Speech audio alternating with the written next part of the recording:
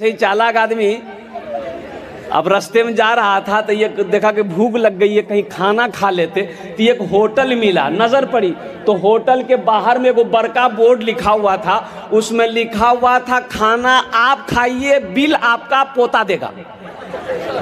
ये आदमी रुका, बोले रे भाभी कौन होटल जे हो, खाना आप खाइए बिल कौन देगा।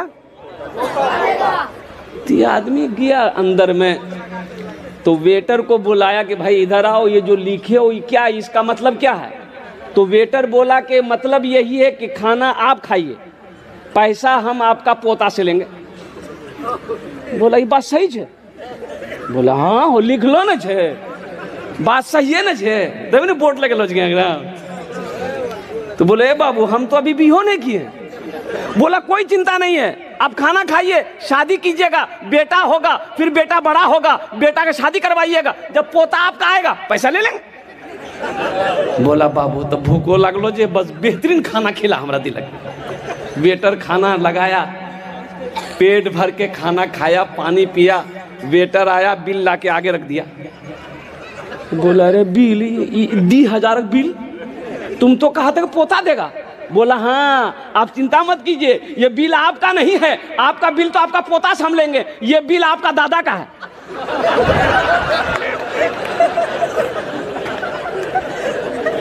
ढेर चालाकी नहीं करना है, इसलिए दिल जमी के साथ बैठे रहिए जब तक बयान हो, जब तक मेरा बयान खत्म ना हो, कोई उठने बैठने का सिलसिला ना हो। इसलिए कि मेरे बाद भी बड़े बड़े जय्यद आलिम दीन तशरीफ फरमा है, जिनकी तकरीर को आपको सुननी है और दुआ करके यहाँ से उठना है। कितने लोग दुआ करके उठेंगे, जरा अपने हाथों को उठाइए इंशाअल्लाह। अल्हम्दुलिल्लाह। अरे सोते तो हर रात सोते हैं, हर रात सोते हैं, अल्हम्दुलिल्लाह हर रात सोते हैं। आज की रात नहीं सोएंगे, क्या बिगड़ जाएगा भाई, क्या चला जाएगा भाई, क्या अल्हम्दुलिल्लाह बीमार पड़ जाएंगे, ऐसी बात नहीं है। कुर्बान जाओ, शायद आज की रात के जगने को, मेरे इस बैठने को रब ने कबूल कर लिया तो आखिरत के लिए बख्शिश हो, निजात का जरिया बन जाएगा।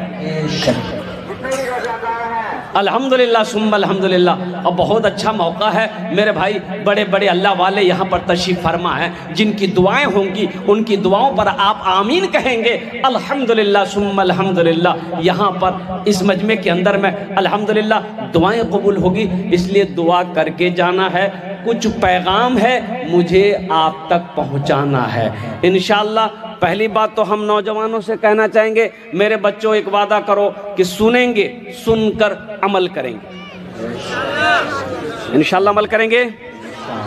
देखो जलसा तो हम सुनते हैं, हम जलसा सुनते हैं, लेकिन एक कमी हमारे अंदर ये है कि अमल नहीं है।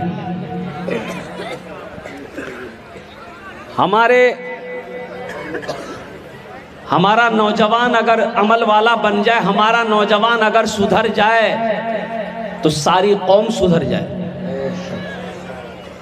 मोहल्ले का नौजवान सुधर जाए, पूरा मोहल्ला सुधर जाएगा। इसलिए मेरे नौजवानों, मेरे बच्चों, सुधरो। कब सुधरोगे, कब सुधरोगे? मरने के बाद। मरने के बाद सुधरने की जरूरत नहीं है, वहां फरिश्ता सुधार देगा। क्या बात सही कि गलत है? मरने के बाद फरिश्ता सुधार देगा। इसलिए ये दुनिया दारुल अमल है। आखिरत की तैयारी करो, कब्र की तैयारी करो, हशर के मैदान की तैयारी करो। ये देख रहे हो ये कैसा जमाना आ गया। ये देखो मोबाइल, ये 4G है, इसमें से एक कोटो 4G नहीं, सब 5G मोबाइल है।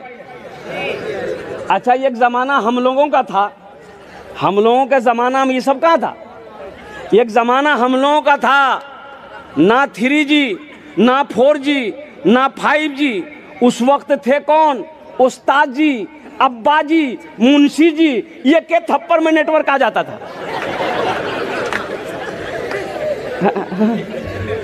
क्या आपने अपनी की पट्टी खोल दी? और कुर्बान जाओ, अभी हमारा छोटा छोटा बच्चे के हाथों में ये मोबाइल है, आईफोन हमारे बच्चों के हाथों में है। और हमारे जमाने में एक फोन होता था, खिलौना वाला फोन नहीं बजे, लाल वाला फोन, पीला वाला फोन लेते थे। एक ठो बटन दबाते थे, आप बटन दबाते थे, बस एक ही गाना बजता था, धूम मचा ले धूम, धूम मचा ले धूम, और कुछ नहीं बोले। इस मोबाइल ने अल्हम्दुलिल्लाह हमारे नौजवानों की रातों की नींदें खत्म कर दी। अफसोस का मकाम है 3 बजे तक 2 बजे रात तक हमारा ये बच्चा नौजवान बिस्तरों पे करवटें बदलता रहता है, नींद इसकी आंखों में नहीं है। इसकी वजह यही है कि मोबाइल उसे सोने नहीं दे रहा है। तो ये फजर की नमाज पढ़ेगा कहां से? और हमारी मस्जिदों का हाल ये है, अल्लाह अकबर कबीरा, जोहर में 10 नमाजी, असर में 12 नमाजी, मगरिब में 15 नमाजी, ऐशा में 8 नमाजी, फजर में यक्को नहीं। तो इमाम साहब गेले कहाँ हो? बोले सब पलंग तोड़ रहा। वो कौम तरक्की करेगी? अरे बोलो वो कौम तरक्की करेगी? क्या अल्लाह सोने के लिए पैदा किया दुनिया में? अल्लाह ने पैदा क्यों किया? कभी आपने इसका रिसर्च किया? आपने कभी सोचा कि कुर्बान जाओ ये माइक बनाने वाले ने माइक क्यों बनाया है? कभी आपने गौर किया ये कपड़ा बनाने वाले ने कपड़ा क्यों बनाया है? कभी आपने गौर किया? और कुर्बान जाओ दुनिया में कोई भी कंपनी कोई काम जब करती है तो कुछ सोच समझ कर करती है। आप जलसे में क्यों आए? आपका भी मकसद है। ये माइक क्यों लगाया गया? इसका भी मकसद है। और कुर्बान जाओ कि इससे आवाज अच्छी निकलेगी, दूर तक आवाजें जाएगी, लोग इसे सुनेंगे। कुर्बान जाओ आप क्यों आए? हम के उलमा के बयान को सुनेंगे, शोरा के नातो मनकबत को सुनेंगे, हमें सवाब होगा। दुनिया में बगैर मकसद का कोई इंसान कोई काम नहीं करता है। करता है? अरे बोलो करता है?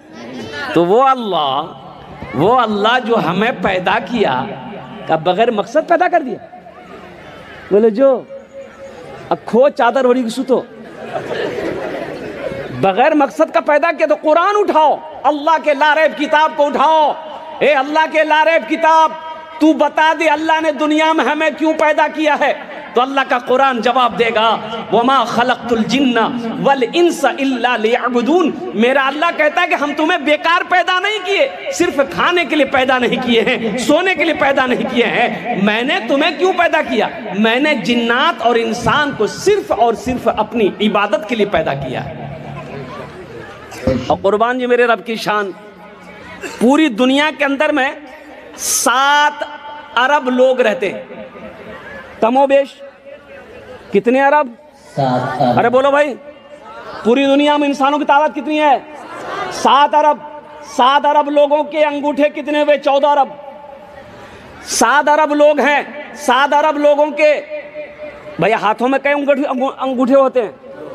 दायां बायां 2 अंगूठे, तो 14 अरब अंगूठे हैं। लेकिन कुर्बान जाओ ये 14 अरब अंगूठे सबसे जुदा हैं, सबसे अलग है। किसी का फिंगर किसी से नहीं मिलता है। ये किसने बनाया? यही तो मेरे रब की शान है। बेशक ये मेरे अल्लाह की शान है। इसलिए अल्लाह को पहचानो मेरे बच्चों, अल्लाह की ज़ात को पहचानो, अल्लाह से लौ लगाओ, अल्लाह से मोहब्बत करो। इसलिए कि मौत एक दिन आनी है, ये दुनिया छोड़कर जाना। आपने क्या समझा? क्यों मर जाएंगे, मेरा बेटा कुरान पढ़ पढ़ कर दुआ करेगा? भूल जाइए, बेटा पढ़ेगा कुरान। या दुनिया में जिंदों को जिंदा याद नहीं रखता है, मरने के बाद आपको याद रखेगा? जिंदे में लोग हालात नहीं पूछते, रिश्तेदारों को रिश्तेदार भूला बैठा है, भाई भाई को भूल के बैठा हुआ है। कुर्बान जाओ, मरने के बाद आप क्या समझ रहे हो कि लोग मेरे नाम पर कुरान पढ़कर दुआ करेंगे? कभी नहीं। जो करना अपने करो।